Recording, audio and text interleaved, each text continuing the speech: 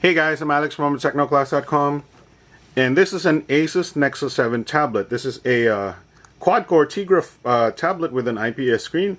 It's actually one of the most popular tablets out there in the world, actually, and it's a very effective device. Unfortunately, it does have some weaknesses here and there. So right off the bat, there is no camera on the back. Obviously, this is a 7-inch tablet, and most people don't want to take pictures with a tablet. But if you do need it, it's not available. Also, there is no micro SD expansion. If you get one of a Nexus with a low capacity storage, then you're kind of boned. There's also, this version also has no 3G. There is a 32 gig 3G version, which is slightly more expensive. But even the 3G version cannot send text or calls. So yeah, the Nexus 7 tablet is kind of excellent, but it has some flaws. So Asus went back to the drawing board and gave you the Asus Fonepad. This is a call and text 7-inch tablet with pretty much the same performance as the Nexus 7, and I will show you that right now in the Asus Fonepad review. Check it out.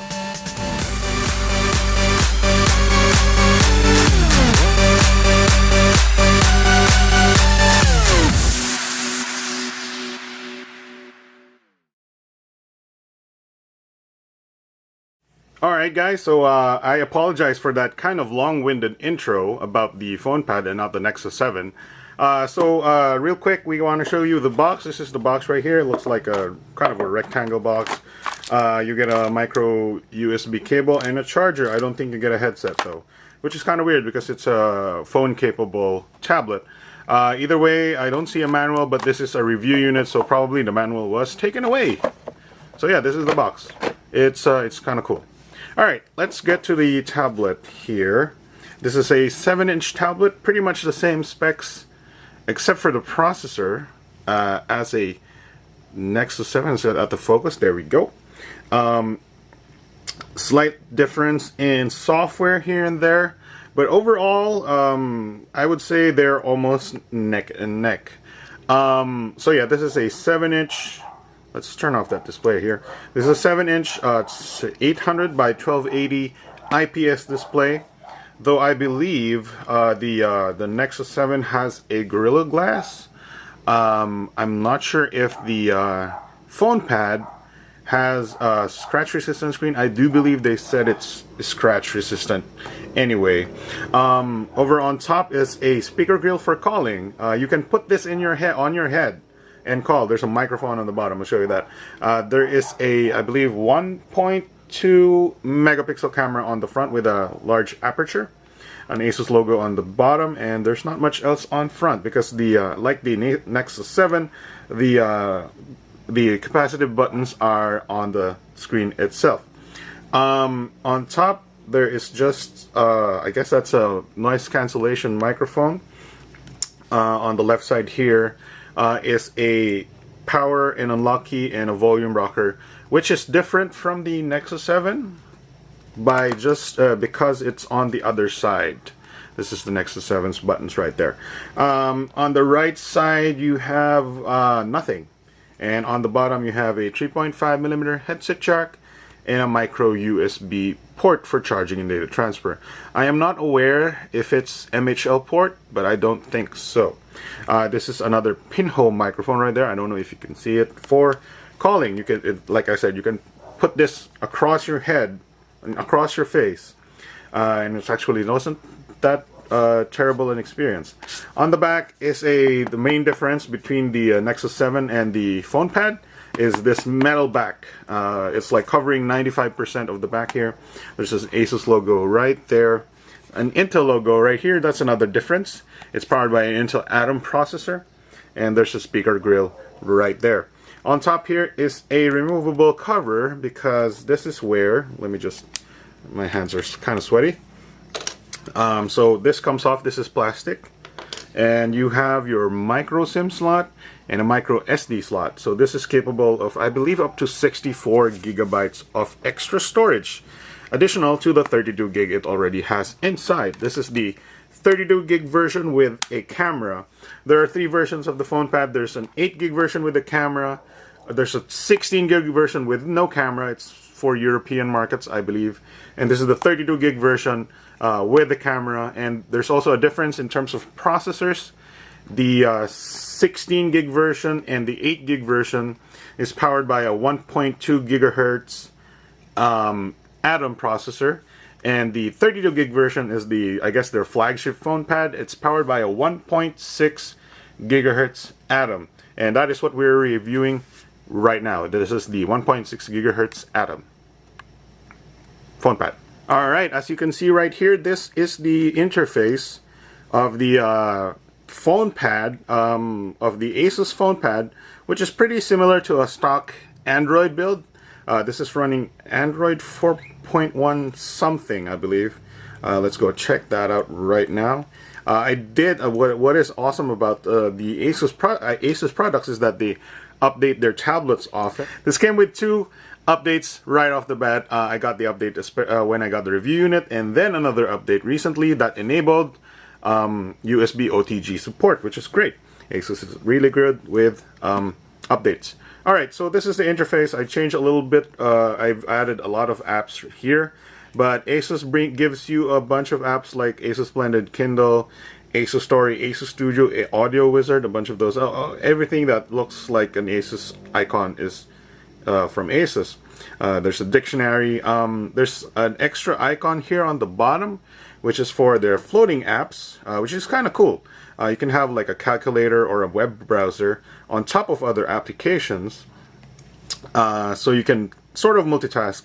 My experience here is that it covers too much of the screen, so it's I would say use it on a limited amount. So I do have let's see here, I do have a checklist here to do a to-buy list, basically, right there.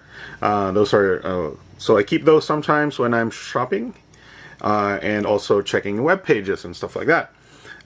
So yeah, the side swiping works obviously, and then hitting this button right here launches the app drawer. App drawer. And if you turn it like this, obviously it turns into landscape. There we go.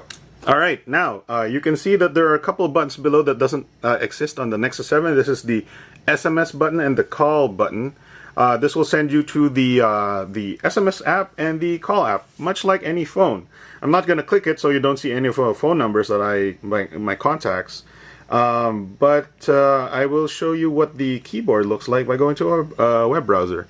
And this is the Asus keyboard. It's slightly different. It's kind of cool because a lot of the numbers and special keys are in easy access. But yeah, it's a keyboard, so obviously you'll probably install something else if you need it. One minute difference of the Fonepad interface to the Nexus 7 or any other Google property devices is that the notification bar is just one. On the Nexus 7 there are 2, one on the left and one on the right for settings.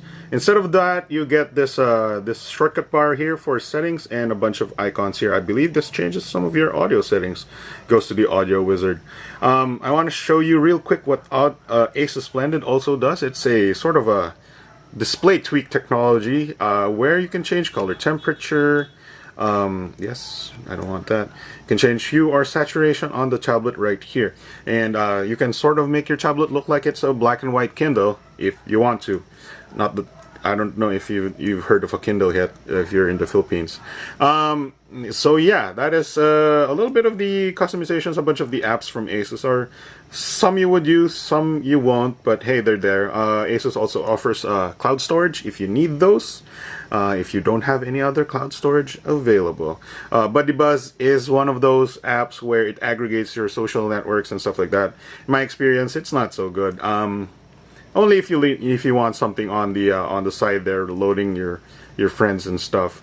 I do notice it uses a lot of data, so if you don't want to use a lot of data, just don't log into BuddyBuzz. Yeah. Let's see what else we got here. Alright, so here is the Asus Fonepad's camera interface, and it's quite a bit different than the regular, it's it's dark, so it can't really focus on anything. It's slightly different to the regular camera app, but it does give you a bunch of options here. Unfortunately, it doesn't have HDR, but I believe it does have panorama, as you can see right there. The camera is 3 megapixels, and I can show you some of their shots right here. Alright, so here is an example of a 3 megapixel image taken from a Fonepad, and it actually kind of retains detail quite a bit. This is on a sort of a middle ground between cloudy and sunny here. So yeah, sometimes decent pictures here and there, as you can see, good colors. 3 megapixels is not so bad. The front camera, 1.2 megapixel, is actually adequate as well, and we used it for a bunch of video calls, and it was actually pretty good. So that's all you need, really, right? Unless you like you're a big phone phone camera kind of guy, which is I guess it's one of the limitations of the Fonepad, is that it's not competitive with the camera in terms of competing with regular camera phones. Alright, now that we have seen a lot of the interface, I want to talk about a little bit of the specs here. We have a 1 gigabyte of RAM, 32 gigabytes of storage, obviously, and the micro SD slot.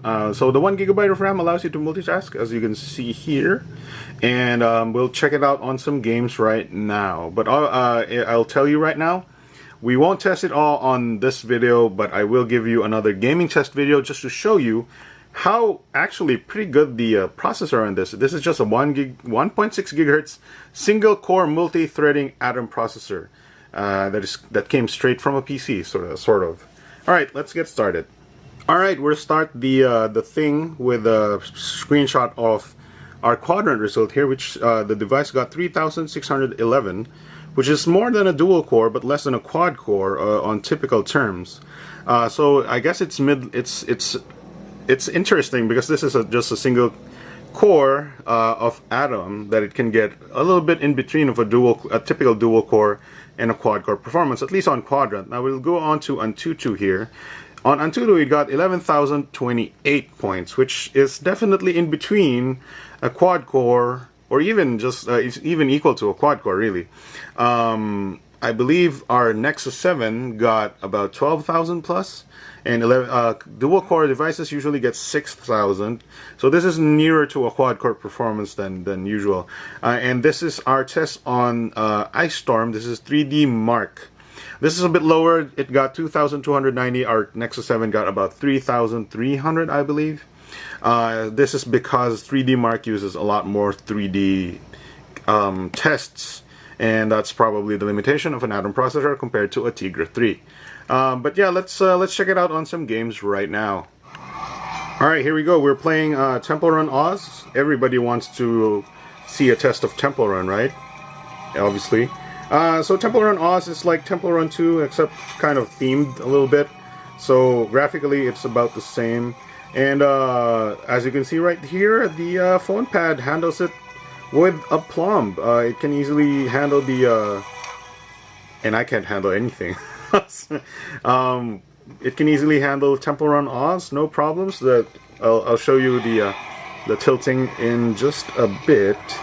And as you can see, easily tiltable. And the game runs fine, graphics looks good. Audio can be louder, but I think it's actually decent. Yeah, so Temple Run Oz works awesome on the Fonepad. Let's check something else out. Alright guys, here we are playing Modern Combat 4. It's a first-person shooter game, and it's actually pretty demanding on resources. And I should have probably rebooted the tablet before I did this, but this is an actual test, and as you can see, the Fonepad can handle this game not bad, not in a bad way at all. And remember, this is just a single core 1.6 gigahertz Atom, which gives me pause when it comes to thinking what a dual core Atom can do. But here we go. Let's play a little bit more here. And the frame rate is not perfect. I'll tell you that. But it's more than enough to be playable, for me at least. And The screen is great. I've played Mortal Kombat on the Nexus 7, and this is actually slightly on par with the Nexus 7 to me, which is impressive given that the Nexus 7 is supposedly a quad-core Tegra 3. So yeah, if you got a phone pad, you can play your Mortal Kombat Force. Let's move on. Alright guys, so this is quite of an unusual test. We're running Wild Blood on both devices. This is the phone pad right here, and this is the Nexus 7. I wanted to show you this because if you just put them on not really side by side, you might not notice the difference. These are both on maximum brightness, and I'll just do what the tutorial says, I guess. Move forward here, and let's see what's chasing. Never mind. Let's try and get that to almost be the same. So the frame rate on the phone pad is a little less than the frame rate on the Nexus 7 here. This is definitely one of the tougher games to run out there. But as you can see right here, it's at least you can play it on the phone pad, and it's not that bad. One thing you do notice though is that the Nexus 7 has more like particle effects, like dust blowing in the wind, like that. You won't see it on the phone pad. But hey, if you want a game on a phone capable tablet, this is the only tablet between the two that does that. So yeah. Also, you'll notice a slight difference in tinge of the colors and or the brightness, but that is because, well, they're tuned a little differently. But the Asus phone pad, you can change the settings with the Asus Splendid app. Alright guys, so I think that's about it for our Asus phone pad review. A couple of things I wanted to tell you a little about is that, for example, the phone pad does not have NFC, and the SIM cannot do 3G, so it cannot do LTE, but it can do HSPA+. The battery life is excellent. I don't know if it's because of the 4270 milliamp hour battery. That's 4270 milliamp hour battery behind the cover right here. I don't know if it's that or the add-on processor, if it's really that efficient. But usually on normal use I can get 1.5 days or even 2 days, and on really heavy use I can get up to a day, even with when I play a bunch of games for hours. I believe I played Order in Chaos Online, which is an MMO, for maybe 3 hours straight or 4 hours straight. I think I only did 10% damage to the battery. I mean 10% drain on the battery for 3 hours, so that's pretty good.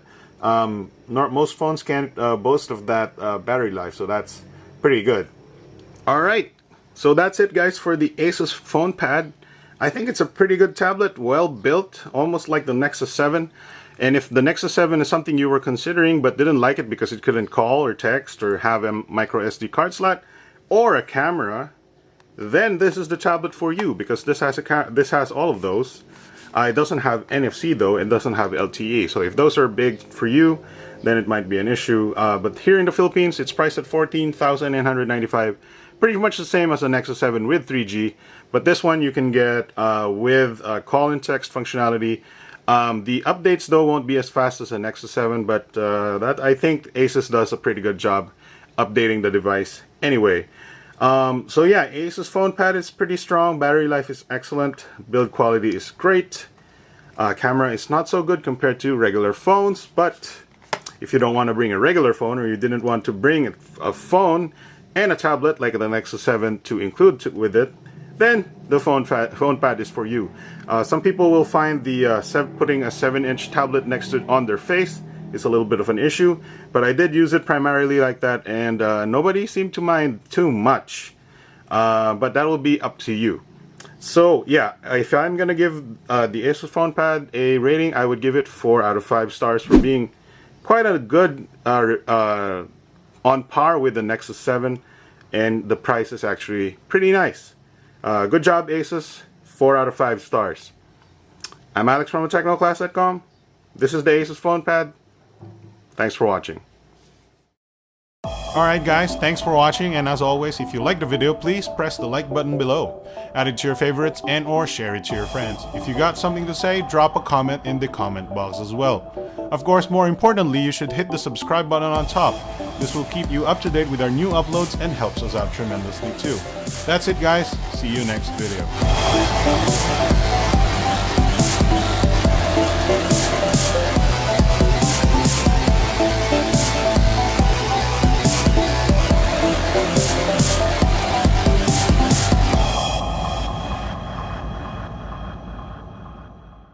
Guys, don't forget to watch the Big Time Show.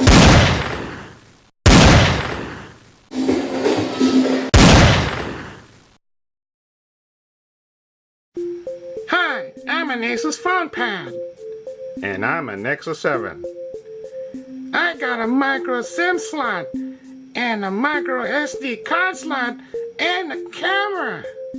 Yeah, well, I'm an Android tablet. Yeah, but I'm an Android tablet too. Yeah, but I do get updates pretty quickly. I get updates pretty quickly too. Yeah, well, I'm cooler. Okay. Sure.